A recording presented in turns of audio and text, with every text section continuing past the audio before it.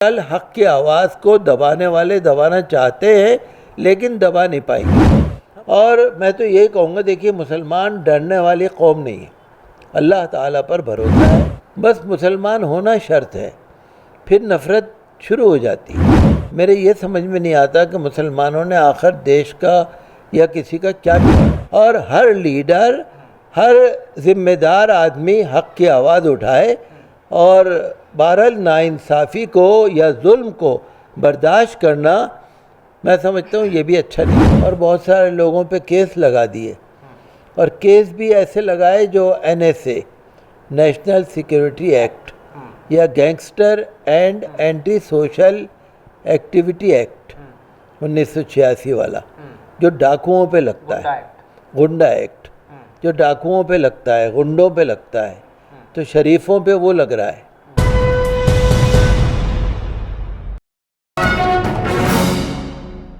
गुस्ताख रसूल नुपुर शर्मा की गिरफ्तारी को लेकर लगातार मांग उठ रही है, लेकिन नुपुर शर्मा की गिरफ्तारी अभी तक नहीं हुई है। मुसलमान इस पूरे मामले को लेकर एहतजाज कर रहे हैं, प्रदर्शन कर रहे हैं, और उन सभी प्रदर्शनकारियों की गिरफ्तारियां भी हो रही हैं। किस तरह से लाठीचार्ज उन पर किया जा रहा है, वो सभी तस्वीरें आप हमारे जरिए लगातार देख रहे हैं और सोशल मीडिया पर भी काफी वायरल है। आज इसी पूरे मुद्दे पर बातचीत करने के लिए हमारे साथ मस्जिद फतेहपुरी के शाही इमाम डॉक्टर मुफ्ती मुकर्रम साहब मौजूद हैं। मुफ्ती साहब, जानना ये चाहते हैं आपसे कि गिरफ्तारी की मांग लगातार उठ रही है, एहतजाज मुसलमानों की तरफ से हो रहे हैं, लेकिन नुपुर शर्मा को अभी तक पुलिस ने गिरफ्तार नहीं किया। एक नुपुर शर्मा नहीं, बहुत सारे ऐसे लोग हैं जिनके नाम बराबर आ रहे हैं लेकिन वो गिरफ्तार नहीं हो रहे। दिल्ली दंगों से पहले काफ़ी नाम सुनने में आ रहे थे, वो भी गिरफ्तार नहीं हुए। तो ये तो एक सिलसिला चला आ रहा है। गिरफ्तार होना जिनके नसीब में है वो गिरफ्तार होते हैं, लेकिन जिनके नसीब में गिरफ्तार होना नहीं है वो नहीं होते। बहरहाल ये तो मेयार दो नहीं होने चाहिए, इंसाफ का मेयार एक होना चाहिए। कानून की नज़र में सब एक होने चाहिए। जो कुछ हो रहा है वो बहुत गलत हो रहा है, और बहरहाल इसकी हम मजम्मत करते हैं, और हमारा तो यही मुतालबा है कि कानून अगर लागू हो, नाफिज हो, तो सब पर हो। आप देख रहे हैं कि इलाहाबाद में इतना अच्छा मकान गिरा दिया और कुछ लोगों को गिरफ़्तार कर लिया, और कुछ नौजवान शहीद भी हो गए, और बहुत सारे लोगों पे केस लगा दिए, और केस भी ऐसे लगाए जो NSA, नेशनल सिक्योरिटी एक्ट, या gangster and anti social activity act 1986 वाला, जो डाकुओं पे लगता है, गुंडा एक्ट, जो डाकुओं पे लगता है, गुंडों पे लगता है, तो शरीफों पे वो लग रहा है। तो ये तो आजकल इसका जितना अफसोस किया जाए कम है, और ये अब नया हिंदुस्तान है, ये नया भारत है। 75 साल में जो गुज़रे वो था पुराना भारत, ये है नया भारत। तो नए भारत के अंदर तो आपको नई नई चीज़ें नज़र आएंगी। आप कह रहे हैं शरीफों पर ये एक्ट लगाए जा रहे हैं, लेकिन पुलिस जो साबित करने की कोशिश कर रही है और दिखाने की कोशिश कर रही है वो ये है कि जितने भी ये मुसलमान थे जो जुमे की नमाज के बाद सड़कों पर उतरे, वो सब के सब उपद्रवी थे। उन्होंने पत्थरबाजी की, उन्होंने पुलिस पर पथराव किया, उन्होंने हंगामा किया, देश का माहौल बिगाड़ने की कोशिश की। जो दिल्ली में दंगे हुए थे ना, मुस्तफ़ाबाद और दूसरी जगहों से कितने सारे लोग पकड़े थे, और कोर्ट ने उनको, पुलिस को कैसे फटकार लगाई थी, कैसे FIR हुई थी, आपको मालूम है ना।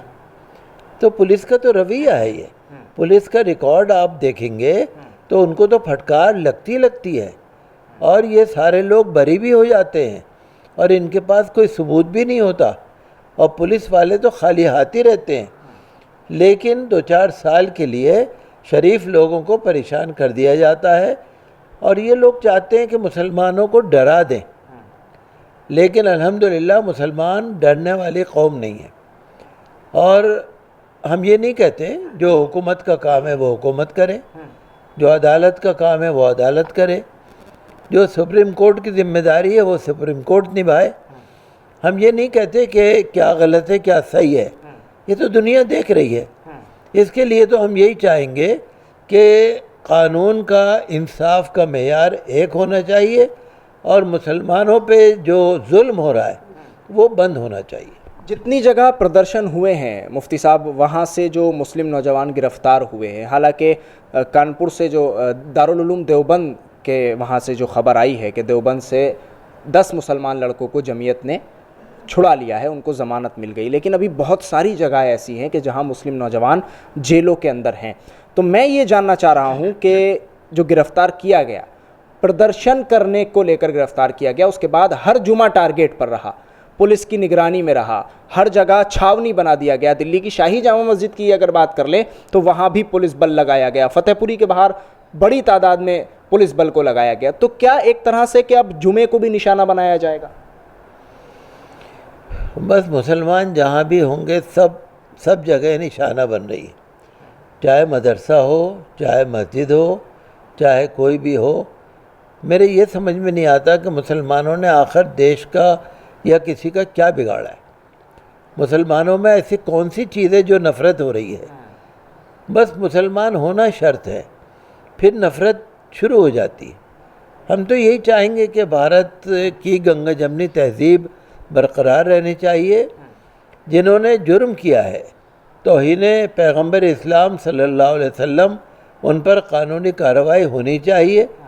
और जो मुसलमानों पे झूठे मुकदमे लगाए जा रहे हैं तो वो बंद होने चाहिए। और जिनके मकान नाजायज़ तौर पर बग़ैर अदालत के हुक्म के तोड़े गए हैं, उनको मुआवजे भी मिलने चाहिए और उनके मकान दोबारा बनने चाहिए। बहरहाल इंसाफ है, ये तो इंशाअल्लाह मिलेगा, देर या सवेर। हमारी तो नज़र भारत की हुकूमत पर है, भारत के प्रधानमंत्री पर है, भारत की सुप्रीम कोर्ट पर है। हम उम्मीद करते हैं कि इंसाफ ज़रूर मिलेगा। एक आखिरी सवाल आपसे ये जानना चाह रहा हूँ कि जिस तरह से ये तमाम चीज़ें सामने आई हैं, प्रदर्शन हुए हैं, क्या आप मानते हैं कि प्रोटेस्ट का रास्ता सही है, लेकिन अब उस रास्ते को पूरी तरह से प्रशासन की नज़र से अगर देखें और सरकार की नज़र से, तो वो रास्ता अब बिल्कुल गलत बना दिया गया है? क्योंकि जो भी प्रदर्शन करता है या जहां करता है वहां धारा 144 लगा दी जाती है और जो करता है उसके ऊपर फिर 188 का मुकदमा दर्ज कर लिया जाता है, जो कि मौलाना तौक़ीर रज़ा खां पर भी कल हुआ है। देखिए, आवाज़ तो उठानी चाहिए। जो पुरअमन रहकर शांतिपूर्वक तौर से जमहूरी हक़ का इस्तेमाल तो होना चाहिए। और मैं ये नहीं कहूँगा कैसे हो कैसे ना हो। जैसे आपने कहा पुरअमन प्रदर्शन किया, मुसलमानों ने तो प्रदर्शन किया ही नहीं। कानपुर के अंदर मुसलमानों ने दुकानें बंद करी, बंद रखा, बस ये था प्रोटेस्ट। वो तो प्रोटेस्ट करने निकले ही नहीं थे, वो तो जुम्मे की नमाज़ पढ़ के निकले थे। उनका प्रदर्शन का इरादा ही नहीं था, उनके प्रोग्राम में नहीं था। वो नमाज़ पढ़ के निकले, साइड में से मोहल्ला दूसरों का पड़ता था, उन्होंने पत्थर मारे, इन्होंने भी मार दिए, उन्होंने भी मार दिए। पुलिस का जो काम है, जो हर जगह पुलिस करती है, उसने वही काम करा। तो पुलिस का भी काम जो है वही करती है। तो मुसलमानों ने प्रदर्शन किया ही नहीं ना, कहीं भी नहीं किया। आप चाहे लगा लीजिए, आप कह रहे हैं प्रदर्शन किया ही नहीं। बेचारों ने जुमे की नमाज़ पढ़ के निकले, लोगों ने उनको ऐसा कर लिया जैसे बिल्ली पकड़ लेती है, ऐसे उन्होंने घेर लिया और बहरहाल सोची समझी स्कीम के तहत उनको फंसा दिया। और मैं तो यही कहूँगा, देखिए, मुसलमान डरने वाली कौम नहीं है, अल्लाह ताला पर भरोसा है। हम कोई गैर कानूनी काम नहीं कर रहे, गैर कानूनी काम हम करेंगे भी नहीं। हम देश के हित में काम करेंगे पुरअमन रहकर, लेकिन आवाज़ उठानी ज़रूरी है।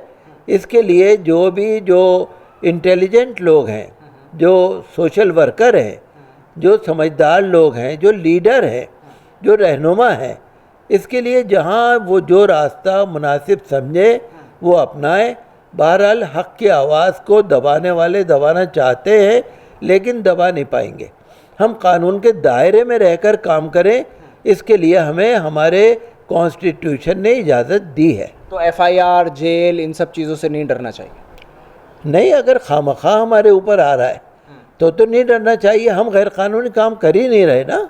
क्योंकि अभी जो मुसलमान गिरफ्तार हुए हैं उन पर सब पर तमाम धाराएं, आपने बताया कि एनएसए तक उन पर लगाया गया है, तो अगर वो बेकसूर हैं और फिर कोर्ट उनको छोड़ भी देती है तो फिर इस तरह से तो प्रदर्शन नहीं रुकने चाहिए, करना चाहिए। और देखिए, जहाँ जैसा मुनासिब हो, हर जगह एक जैसा नहीं होता। जहाँ जैसा मुनासिब हो हम गवर्नमेंट से परमिशन लें, हम बाकायदा उनको परमिशन के लिए अप्लाई करें, और वो रिजेक्ट कर दें तो वो गड्डी बनाते रहें, फिर कोर्ट डॉक्यूमेंटेशन करते रहें, जहाँ जितनों को पकड़ा है उनका रिकॉर्ड बनाते रहें। हमारे अंदर एक कमी यह है कि हम लोग डॉक्यूमेंटेशन नहीं करते। अगर आप मुझसे पूछ लें कि जी कितने लोगों की लिंचिंग हुई है, मैं पढ़ रहा था बहराइच के अंदर, अभी 1 महीने 1.5 महीने पहले मैंने अखबार में पढ़ा कि बहराइच के अंदर किसी ने मॉब लिंचिंग पर हुजूमी तशद्दुद के नाम से एक किताब लिखी है, एक बुकलेट लिखी है, उसमें से 15 मॉब लिंचिंग को रिकॉर्ड किया है, और अखबार में मैंने पढ़ा कि वो मुझे अच्छा लगा। क्योंकि देखिए, डॉक्यूमेंटेशन बहुत ज़रूरी है, रिकॉर्ड रखना बहुत ज़रूरी है। आप रोज़ एक दरख्वास्त दे दीजिए कि जी हम प्रदर्शन करना चाहते हैं, नहीं देंगे, रिजेक्ट कर देंगे, आप रिकॉर्ड रखते रहिए।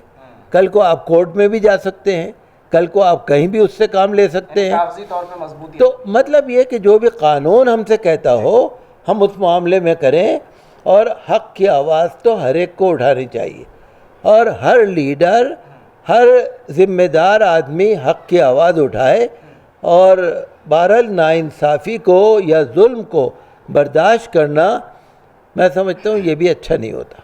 शुक्रिया मुफ्ती साहब पूरे मुद्दे पर बातचीत करने के लिए। पैगंबर मोहम्मद सल्लल्लाहु अलैहि वसल्लम के खिलाफ विवादित टिप्पणी करने वाली बीजेपी की नेता नुपुर शर्मा के खिलाफ कार्रवाई की मांग मुफ्ती मुकर्रम शाही इमाम मस्जिद फतेहपुरी ने भी की है, और कहा है कि नुपुर शर्मा पर जब एफआईआर दर्ज हो गई है तो अभी तक गिरफ्तारी क्यों नहीं हुई है।